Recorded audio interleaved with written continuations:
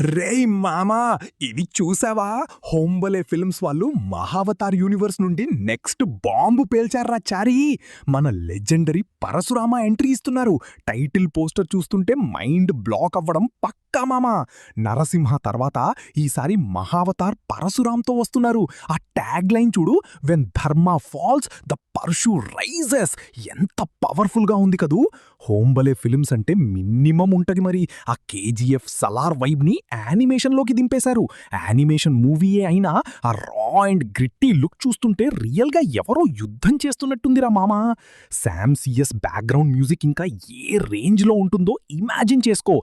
మన పురాణాల్లో విన్నట్టు ఆ చిరంజీవి ఉగ్ర రూపాన్ని స్క్రీన్ మీద చూడాలి అంటే 2027 దాకా వెయిట్ చేయాల్సిందే. మరి నీకీ లుక్ ఎలా అనిపించింది మామా?